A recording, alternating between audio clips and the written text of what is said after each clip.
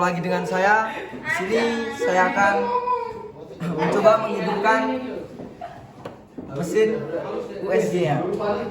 Pertama-tama kita colokkan kabel penghubung proofnya ini ke mesin USG.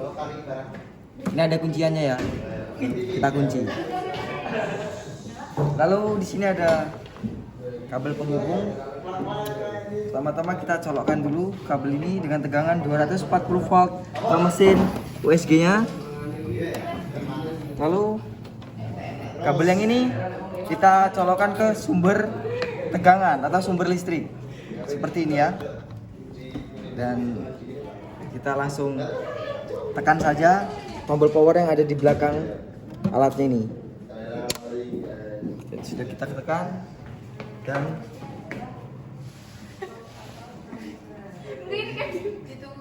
kita tunggu dulu, alatnya bentar lagi hidup.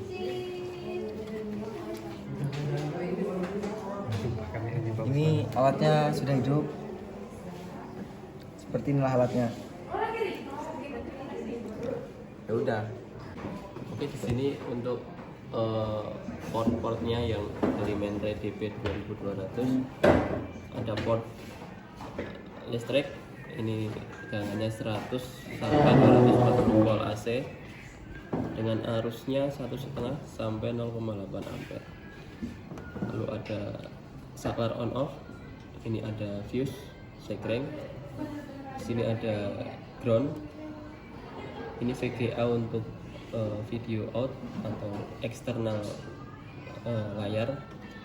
Ada USB untuk printer dan untuk flash disk. Di sini ada port LAN, ini untuk Dicom biasanya. Lalu yang ini juga untuk video out. Berikut adalah tombol-tombol yang ada di USG Mindray DP 2200.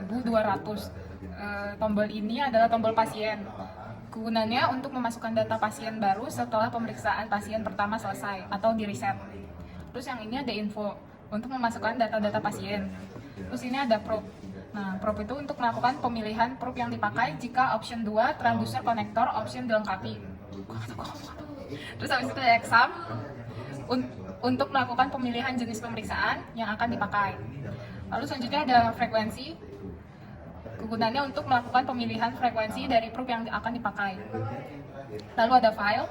File itu untuk menampilkan menu file untuk melihat hasil pemeriksaan yang telah disimpan. Lalu lanjut ini ada keyboard. Keyboard itu untuk memasukkan karakter. Lalu ada vref. Vref itu untuk mengembalikan data secara vertikal. Lalu ada href. Vref ini maksudnya vertical ref. Terus kalau href ini horizontal ref. Kegunaannya untuk membalikan data secara horizontal. Jadi ini kebalikannya dari ini. Terus ada exit. Exit ini ya untuk keluar dari menu yang telah dibuka. Terus abis itu ada F posisi untuk mengatur posisi fokus. Terus ada IP. IP untuk melakukan pengaturan kombinasi pengaturan gambar agar didapatkan hasil yang baik. Lanjut ada save. Nah, save ini untuk menyimpan gambar. Setelah tombol ditekan, gambar yang tampil pada layar akan tersimpan pada direktori penyimpanan data sesuai dengan format yang telah dipilih. Terus lalu lihat bagian preset untuk melakukan pengaturan format gambar yang dikehendaki. Lalu ada tombol clear, kegunaannya untuk menghilangkan semua komen, hasil pengukuran, dan data-data secara umum. Selanjutnya ada body mark. Body mark untuk menampilkan simbol-simbol body mark pada layar. Terus habis itu ada komen. Kegunaannya menampilkan komentar yang diperlukan. Terus ada change untuk mengganti antara ini change mas. Untuk mengganti antara menu aktif menjadi menu nonaktif dan juga sebaliknya, atau masuk atau keluar dari librasi status komentar. Lalu ada measure untuk menampilkan dan menutup menu pengukuran. Terus ada chin, menampilkan dan menutup klip chin hasil pengukuran. Lalu ada tombol menu. Kegunaannya untuk menampilkan dan menutup menu pengoperasian. Terus ada tombol ini TGC. TGC ini kegunaannya untuk pengaturan sensitif gelombang ultrasound yang diterima oleh transducer berdasarkan kedalaman yang telah ditentukan di dalam kondisi real time. Lalu selanjutnya ada image mode case. Image mau decay. Yang mana ya? Anjir. Image mau decay yang mana ya? Yang image mode key. Nanti dipotong aja ya. Nggak tahu loh, bagi-bagi kita orang. Oh, bagian sini. Ngomong aja Mas Malik. Nah, lalu di sini ada nanti potong ya yang image lo. Terus ada zoom. Yang mana ini ya zoom? Terus ada zoom atau deep. Kegunaannya untuk mengatur perbesaran gambar atau mengatur kedalaman dari gambar. Tombol pada bagian sebelah kanan berfungsi untuk mana sih? Berfungsi untuk mengganti antara fungsi zoom dan fungsi pengaturan kedalaman gambar. Tombol pada bagian sebelah kiri berfungsi untuk mengatur presentasi perbesaran gambar atau ke dalam gambar yang ditampilkan. Jika induktor menyala, ini induktor, maka sistem dalam status perbesaran gambar atau zoom dan presentasi perbesaran gambar dapat diatur. Jika induktor dalam keadaan mati, maka kedalaman gambar dapat dilakukan pengaturan. Terus ada freeze. Freeze atau unfreeze gambar yang dapat nanti dipotong. Terus ada freeze, kegunaannya terus ada Langsung aja. Terus ada tombol freeze. Nah, kegunaannya itu untuk freeze dan unfreeze. Freeze. Kegunaannya untuk freeze atau unfreeze gambar yang sedang ditampilkan pada layar. Jika induktor dalam keadaan hidup, maka gambar dalam kondisi freeze dan transducer dalam kondisi tidak aktif. Selanjutnya ada back, tombol back. Itu kegunaannya untuk menghapus hasil pengukuran secara umum sebelumnya atau komentar. Kembali kepada langkah pengoperasian sebelumnya, pilihan parameter dan lain-lain. Lalu ada tombol set. Tombol set kegunaannya untuk menetapkan posisi kursor pada saat pengukuran, konfirmasi pemilihan, memilih parameter, dan lain-lain. Dan yang terakhir ada trackball. Kegunaannya menggerakkan kursor dan lain-lain. Hitung ya. Untuk perawatan mesin dibagi menjadi kurang lebih 5, yaitu perawatan monitor cukup dibersihkan dengan tisu basah. Lalu untuk yang kedua adalah transducer. Dipegang aja nggak apa-apa dipegang.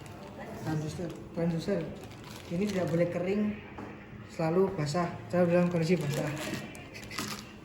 Lalu untuk yang ketiga juga terdapat perawatan konsol, yaitu cukup dibersihkan saja, tidak boleh terkena debu atau jelly yang seperti ini, tidak boleh terkena ini. Lalu untuk yang keempat adalah perawatan komponen atau mesin game mirip seperti rangkaian komputer pada umumnya. Perawatan ini cukup dengan menempatkan mesin di ruangan AC. Kemudian pastikan mesin terhindar dari debu dan kotoran. Mungkin sekian. Aku ya, rapi gitu. Gak perlu ya, tidak boleh kelar ngantuk aja.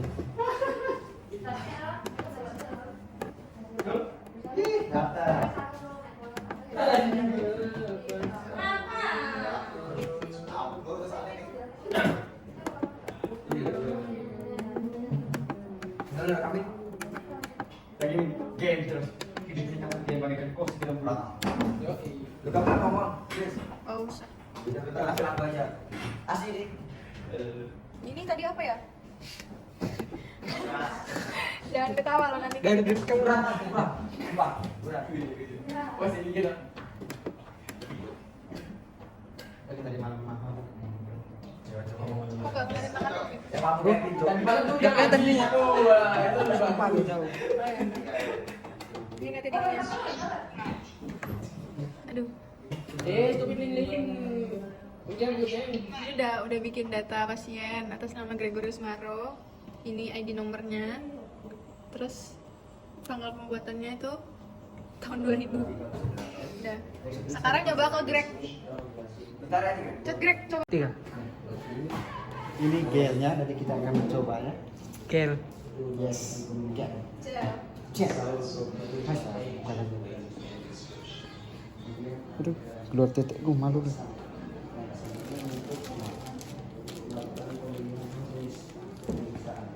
Jadi nempelnya pas di jantung. Nah,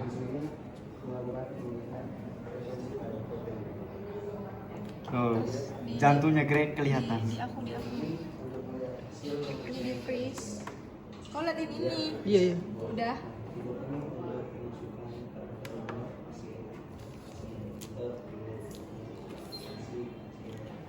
Set data kan. Udah. Dekat. lihat datanya Greg tadi.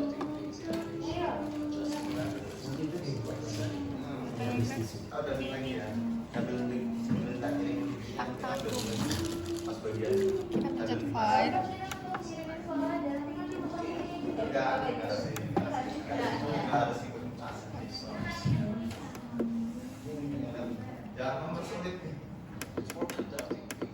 Dan cari datanya Greg.